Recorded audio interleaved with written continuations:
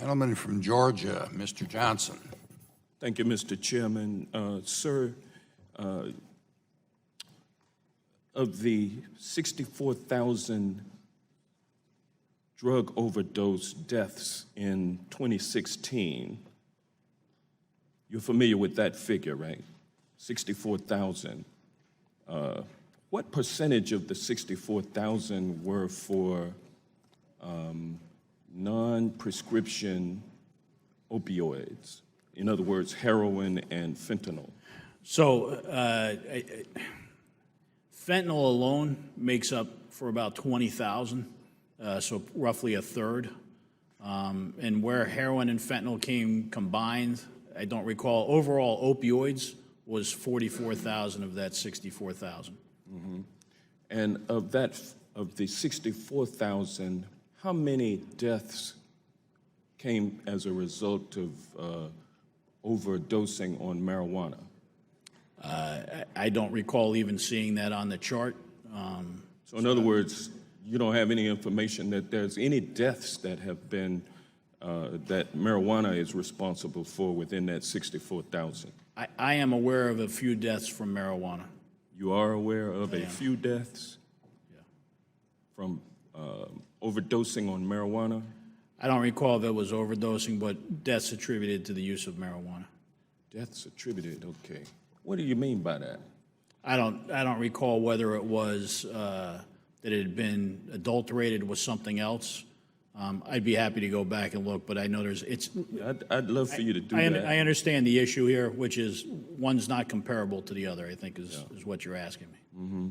How many drug arrests throughout the country in 2016 for all illegal substances, drugs?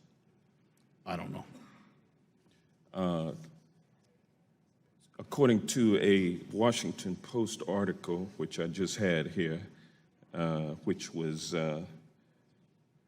dated September the 26th of 2017 by Christopher Ingraham, he notes that more people were arrested last year over pot than for murder, rape, aggravated assault, and robbery combined. About 800,000 arrests for pot in 2016. Now, you stated in response to Mr. Cohen's question that you pretty much intimated that marijuana arrests were not that profound, not too many, but 800,000 is quite a big number, isn't it? Again, I'm referencing what I see and that's just in the for space marijuana. we work at. That's just for marijuana. Right. But again, the task forces that we participate with, DEA as a whole, these are certainly not our numbers in what we see. Yeah, the ACLU did a study which determined that African Americans are 3.73 times more likely than whites to be arrested for marijuana. Do you agree or disagree with that number? I have no reason to dispute the number. Do you believe that marijuana being listed under Schedule 1 has anything to do with federal, state, local law enforcement policy with respect to those 800,000 arrests?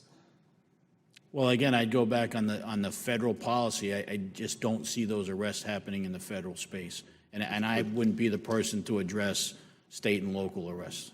Okay, I'm going to yield the balance of my time to Mr. Cohen. Thank you, Mr. Johnson. I appreciate that.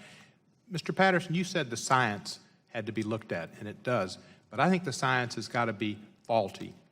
The basis to list a drug in the schedule is A, is likelihood of propensity to making someone addicted. Marijuana does not cause addiction, And the second thing is uses that can be seen in medicine for health. And there are lots of people that show, veterans particular, who say that the pain relief with marijuana gives them is so much better than opioids, and it keeps them off opioids, that it also helps people with their appetites, et cetera, et cetera. So the science is wrong, and I hope you could try to see a new scientific study that reflects the science that's real and that reflects today's values. And as far as you said, Colorado, do you think marijuana is worse than alcohol for Colorado as far as traffic deaths, domestic violence, assaults, and murders, and assaults. The gentleman's time has expired, and Can maybe... he respond? The gentleman's time has expired. But the answer hadn't expired. The gentleman's time has expired. Welcome to Russia.